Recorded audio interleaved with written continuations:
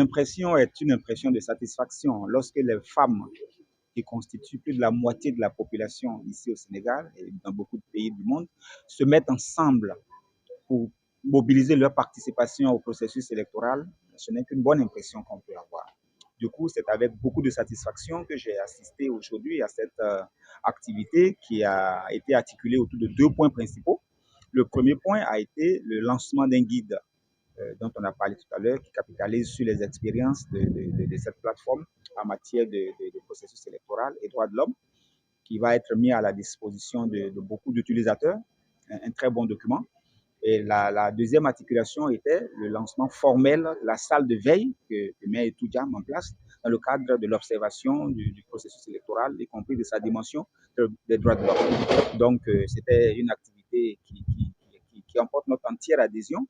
Nous, en tant que Nations Unies, il y a un projet qu'on appelle projet de cohésion sociale qui est mis en place ici et qui consiste à renforcer les capacités des structures de l'État, des structures comme la Commission nationale des droits de l'homme, en l'occurrence le Comité sénégalais des droits de l'homme, ou bien les organisations de la société civile, comme ceux avec qui nous sommes en ce moment, ou bien les médias. Donc, du coup, nous avons totalement notre place ici, avec une OAS, avec le PNUD, avec d'autres agences qui sont avec nous ici pour accompagner le mouvement des femmes que nous encourageons à rester vigilantes et en éveil. Et nous allons garder le contact avec eux, y compris demain, et puis même après, pour nous assurer que tout se passe comme il faut, étant donné que ce que nous faisons vient en appui aux efforts de l'État du Sénégal dans le processus électoral.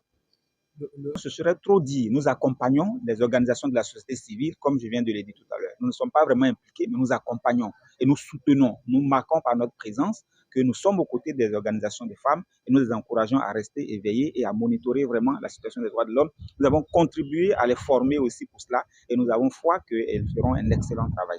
Mais je parle non seulement du Haut-Commissariat des Nations Unies, mais des Nations Unies d'une façon générale, à travers le projet de cohésion sociale qui consistait à renforcer justement les capacités des organisations de la société civile, à sensibiliser les médias contre les messages de haine et des discours extrémistes et à les encourager à être professionnels pendant tout le processus électoral.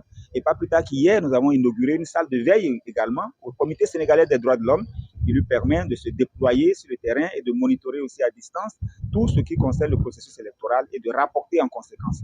Donc voilà, nous essayons d'accompagner les acteurs non étatiques dans le cadre du processus électoral.